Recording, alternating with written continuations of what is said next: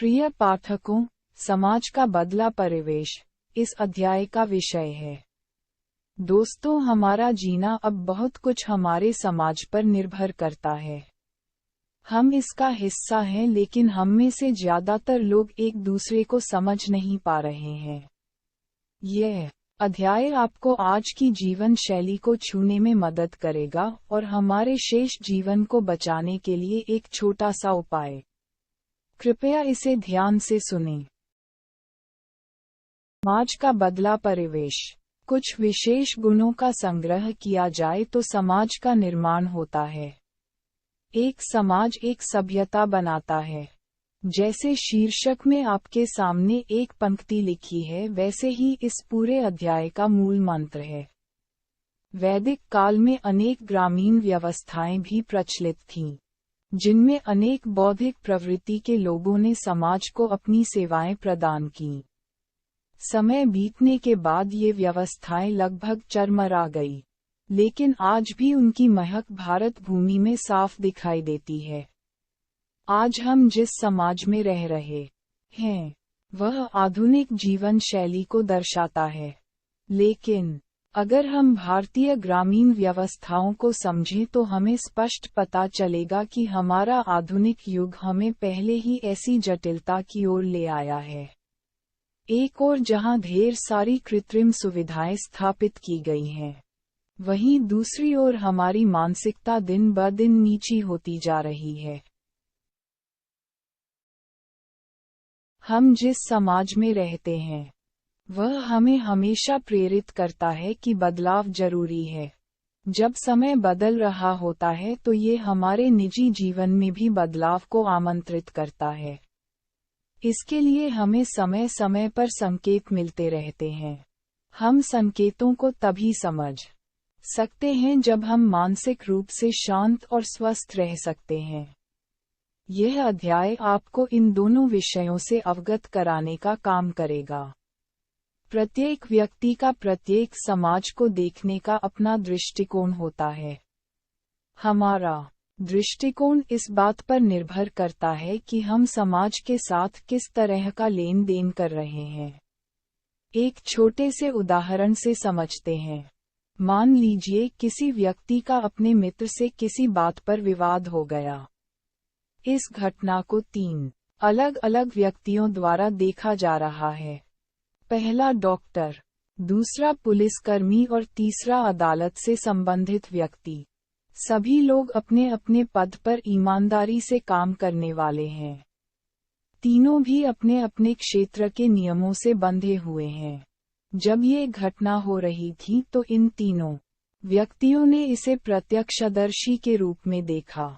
मामला धीरे धीरे मारपीट में बदल गया और दोनों दोस्त आपस में मारपीट करने लगे। घटना का बीज निकालते समय इन तीनों के मन में अलग अलग विचार उत्पन्न हुए।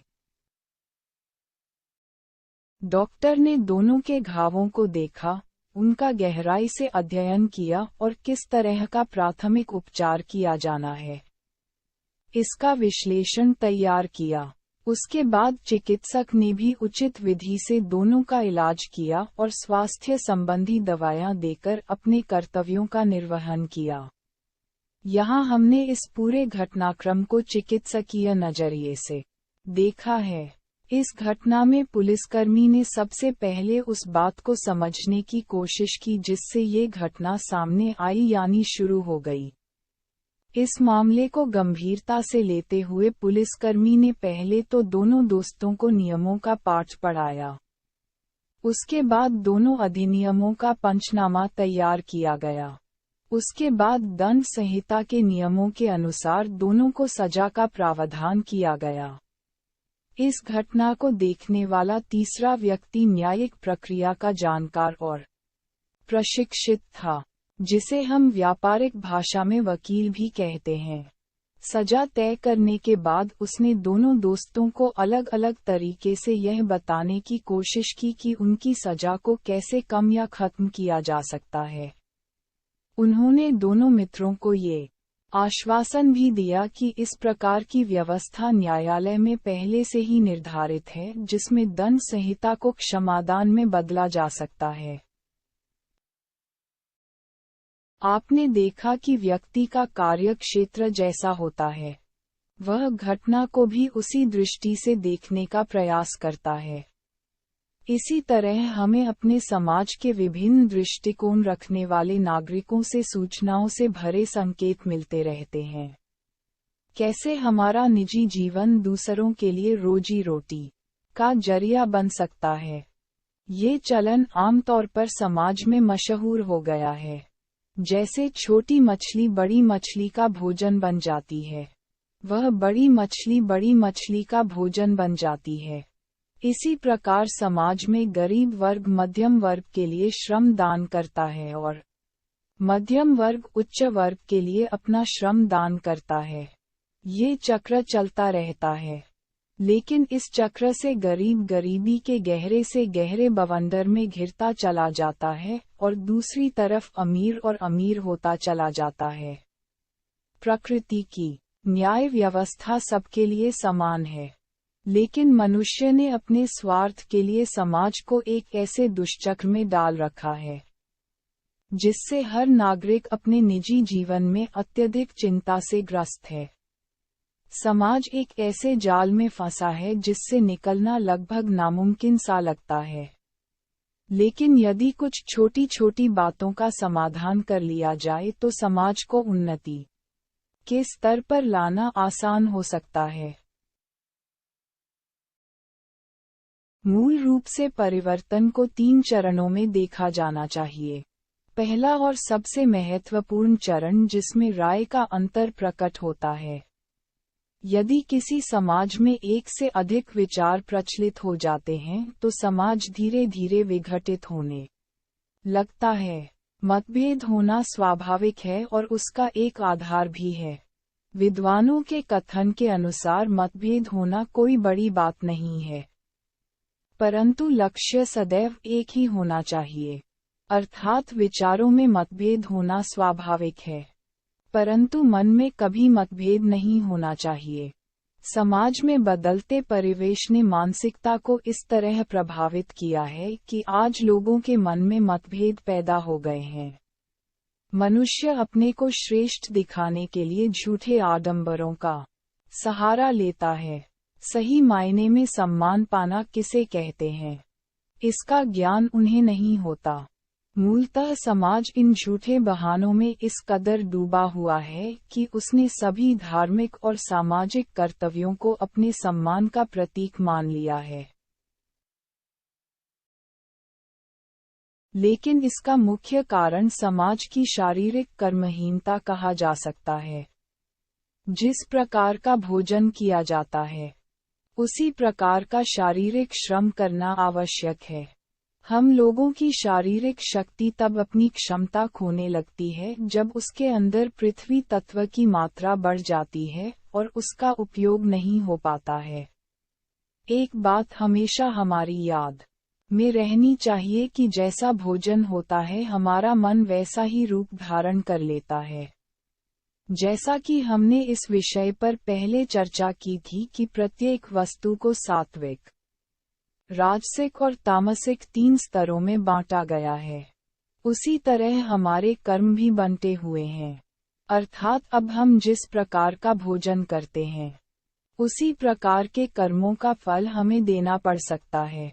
हम सभी अपने खाने में अनाज का ज्यादा इस्तेमाल करते हैं, इसलिए हमें फिजिकल एक्टिविटीज का ज्यादा इस्तेमाल करना चाहिए। अब यदि हमारी शारीरिक गतिविधियां सामान्य से कम हो जाती हैं तो ऐसी स्थिति में हमें विशेष रूप से मानसिक उलझनों का भी सामना करना पड़ता है। आपके दिमाग में यह आ रहा होगा कि हम किस दिशा में बढ़ रहे हैं। मित्रों, वास्तव में हम समाज को केवल भौतिक संसाधनों के रूप में ही देखने का प्रयास करते हैं, लेकिन सामान्य तौर पर हम इसके पीछे के तथ्य को नहीं जानते हैं। जब तक हम जड़ को नहीं पहचान पाएंगे, तब तक हम वृक्ष का कोई हल नहीं खोज पाएंगे। समय के परिवर्तन का ये कदापि अर्थ नहीं होना चाहिए कि हम प्रकृति के नियमों को प्रकृति पर थोपें और उसका दोहन करने का प्रयास करें। परिवर्तन का सीधा संबंध तकनीकी विचारधारा और उसके प्रति शैक्षिकी व्यवस्था में परिवर्तन में देखा जाना चाहिए। यदि नियम समाज के उत्थान के लिए बनाए गए हैं तो उनका भी समुचित उपयोग होना चाहिए।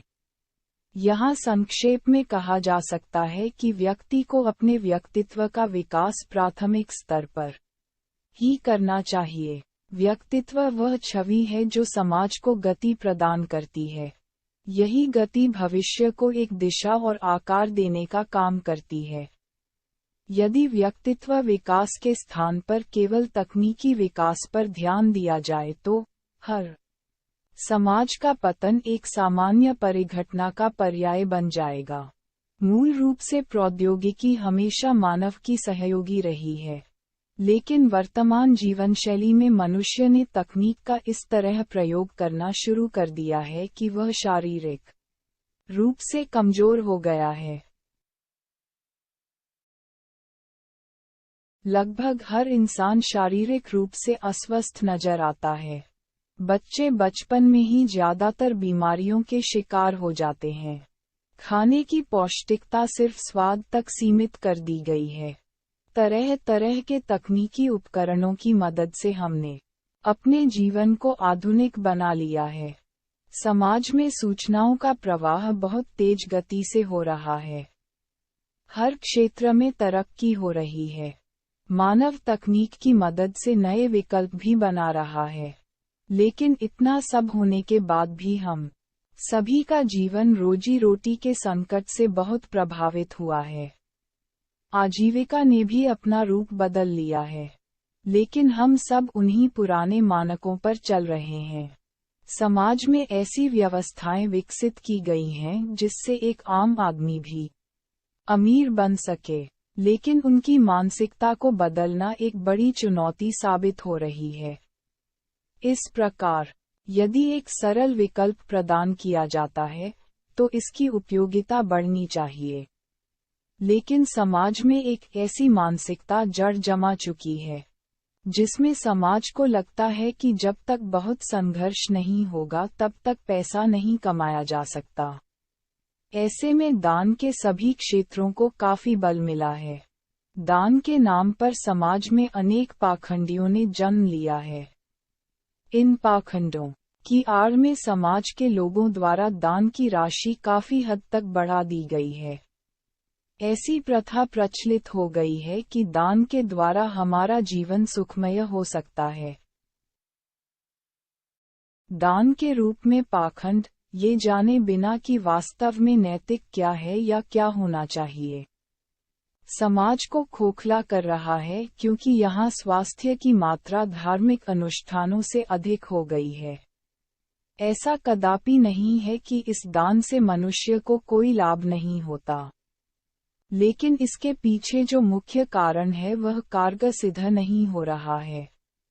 हमारे समाज में परोपकार करने का चलन दिन प्रतिदिन बढ़ता ही जा रहा है। फिलहाल इसके लिए विशेष सरकारी या गैर सरकारी मंच बनाए गए हैं। परोपकार की आड़ में राजनीति प्रभावी हो गई है और आम जनता ठगा हुआ महसूस कर रही है। समाज में जब भी कोई चर्चा होती है तो अधिकांश लोगों के मन में भय की मात्रा बहुत अधिक दिखाई देती है। वस्तुतः जिस दान से ऋणों की पृष्ठभूमि तैयार होती है और प्रकृति स्वस्थ होती है, वह एक वैज्ञानिक तथ्य है। ये वास्तव में प्रेम और भक्ति का प्रतीक होना चाहिए, लेकिन ऐसा नहीं हो रहा है। हमारी किताब इसी संदर्भ में लिखी गई है। एक और समाज की अशांत प्रकृति चिंता का विषय बन गई है, वहीं दूसरी ओर भविष्य को लेकर भी गंभीर प्रश्न खड़ा हो गया है। वास्तव में इस प्रकार के अधिकांश प्रश्न हमारे जीवन में प्रवेश कर जाते हैं, जिनके माध्यम से हम स्वयं को एक गंभीर चिंतन की ओर ले जाते हैं। प्रश्न के रूप में प्रकट होने वाले किसी भी बिंदु से निपटने के लिए 3 पहलू होते हैं: चिंता, चिंतन और समाधान। चिंता हमेशा मानसिक पीड़ा की ओर ले जाती है। चिंता करने का सबसे बड़ा नकारात्मक पहलू ये है कि हमारा मस्तिष्क तनावग्रस्त अवस्था में चला जाता है। चिंतन का अर्थ है उस बिंदु के प्रति सकारात्मक दृष्टिकोण। होता क्या है कि अगर हम ये ठान लें कि हमें इस दुविधा से बाहर निकलना है तो हमारा दिमाग इसी दिशा में काम करने लगता है। धीरे धीरे हमारी बौद्धिक शक्ति भी कई तरह के विकल्प हमारे सामने रखने लगती है। यदि हम विकल्पों के साथ प्रयोग करने लगें तो ऐसी स्थिति में बड़ी आसानी से हम स्वयं को एक अच्छी आभा से जोड़ लेते हैं। हमें समाधान मिले या न मिले, लेकिन हम समाधान के प्रति अपने मन की निकटता को प्रकट करते हैं। ऐसा नहीं हो सकता कि समाधान ही न मिले। इसके लिए समय, काल या परिस्थितियां उनका सहयोग अवश्य प्रदान करती हैं। जिस तरह एक किसान जमीन पर हजारों बीज बिखेरता है, इस इरादे से कि इनमें से अधिकांश बीज अंकुरित होंगे। समय बीतने के साथ कई बीज अंकुरित हो जाते हैं, लेकिन ये भी संभव नहीं है कि हर अंकुरित बीज एक पूरा पौधा या पेड़ बन जाए। लेकिन इतना जरूर हो सकता है कि बिखरे हुए 1000 बीजों में से यदि 1/3 भी अंकुरित होकर पौधे या संसार का रूप धारण कर ले तो किसान का श्रम सफल माना जाता है। इसी प्रकार समाधान प्राप्त करने के लिए विभिन्न विकल्पों का प्रयोग करना सर्वोत्तम माना जाता है। किसी भी प्रश्न का उत्तर पाने के लिए जिस बौद्धिक शक्ति की आवश्यकता होती है, उसके लिए अथक साधना और परिश्रम की आवश्यकता होती है। यह उस बिंदु का तीसरा पक्ष है जिसमें हम उस प्रश्न का सटीक उत्तर प्राप्त कर सकते हैं। समाज के इस बदलते परिवेश का एक ही जवाब या समाधान है कि आप इस दिशा में अपने चेहरे के समाधान के साथ खड़े हैं। आपको केवल इसे वस्तुगत रूप से समझना चाहिए और उस पर बने रास्ते पर काम करना चाहिए। ये बिल्कुल स्पष्ट है कि आप निश्चित रूप से प्रकृति की सर्वोत्तम संरचना के रूप में अपना सर्वश्रेष्ठ देंगे। इस अध्याय का अंत एक छोटी सी प्रेरक कहानी से करना चाहता हूँ। ये कहानी काल्पनिक है लेकिन आपको एक दिशा जरूर देगी। आपको बस इतना करना है कि इस दिशा निर्देश को अपने जीवन से जोड़ना है। एक गांव में एक पुजारी रहता था। अपने आराध्य की पूर्ण भक्ति और साधना वह अपने नियत कर्म के अनुसार करता था। उन्हें पूरा भरोसा था कि अगर कभी संकट की घड़ी आएगी तो उनके आराध्य उन्हें बचाने जरूर आएंगे। पूजा के प्रति उनकी भक्ति और समर्पण गांव में प्रचलित था। सब कहते थे कि पुजारी जी सचमुच सच्चे संत हैं, लेकिन उन्हें हमेशा इस बात की चिंता रहती थी कि कहीं कहीं पुजारी जी बच्चों की तरह बात करते हैं। एक बार बरसात के मौसम में पानी अधिक जमा हो जाने के कारण नदी का एक किनारा टूट गया। नदी का पानी तीव्र गति से गांव की ओर बढ़ने लगा। इसकी सूचना जैसे ही ग्रामीणों तक पहुंची, सभी लोगों ने अपना अपना सामान समेट लिया और गांव से भागने लगे। 2 व्यक्ति उस पुजारी को भी यह सूचना देने गए। पुजारी ने विनयपूर्वक उसे ये कहकर वापस भेज दिया कि तुम लोग बेफिक्र होकर जाओ, मेरा प्यारा मुझे बचा लेगा। वह युवक वहां से चला गया। गांव में नदी का पानी बढ़ने लगा। कुछ समय बाद गांव भी नदी जैसा दिखने लगा। कुछ देर बाद रेस्क्यू टीम के लोग नाव लेकर गांव पहुंचे ताकि अगर कोई व्यक्ति फंसा हो तो उसे बचाया जा सके। उसने देखा कि पुजारी जी अपने आवास की छत पर निश्चिंत भाव से बैठे हैं। नाविक उसका नाम लेकर उसकी छत के पास पहुंचा और बोला कि पुजारी जी जल्दी करो, अब पानी ऊंचाई को छू लेगा और तुम्हारा बचना मुश्किल हो जाएगा। पुजारी ने उसे भी यह कहकर भेजा कि मेरी मूर्ति मुझे बचाएगी। पानी सचमुच तीव्र गति से पूरे गांव को अपनी चपेट में लेता चला गया। पुजारी अपनी छत के ऊपर चढ़ गया। तभी सरकारी रेस्क्यू टीम हेलीकॉप्टर लेकर वहां आई। उनमें से एक ने गांव में एक व्यक्ति को देखा जो वास्तव में पुजारी जी थे। उन्होंने हेलीकॉप्टर से सीढ़ी को नीचे भेजा और पुजारी से जल्दी से सीढ़ी पर चढ़ने का अनुरोध किया। पुजारी ने ये कहते हुए सीढ़ी पर चढ़ने से मना कर दिया कि मेरी मूर्ति मुझे बचाएगी। रेस्क्यू टीम ने जाकर पुजारी के घर को पानी के बहाव में गिरा दिया। मृत्यु के बाद जब पुजारी की आत्मा इस दुनिया को छोड़कर अन्य लोगों के पास पहुंची, तो वह वहां अपनी मूर्ति से मिले। बहुत क्रोधित होकर पुजारी ने कहा कि मैंने आपकी भक्ति में ऐसी कौन सी कमी छोड़ दी थी जो आपने मेरे बचाव में आना उचित नहीं समझा। इससे पहले कि पुजारी जी कुछ और कहते, इससे पहले कि पुजारी जी कुछ और कहते, उनके उपासक ने क्रोध के कोमल रूप में कहा कि मैंने आपको 3 बार संकेत भेजा था कि आप जल्द से जल्द इस जगह को छोड़ दें, लेकिन आप हर बार मना करते रहे। प्रकृति के नियमों के अनुसार मैं स्वयं आकर कभी किसी की रक्षा नहीं कर सकता, मैं केवल मार्ग दिखा सकता हूँ। अब अगर इंसानी बुद्धि काम नहीं करती तो इसमें मेरा क्या कसूर।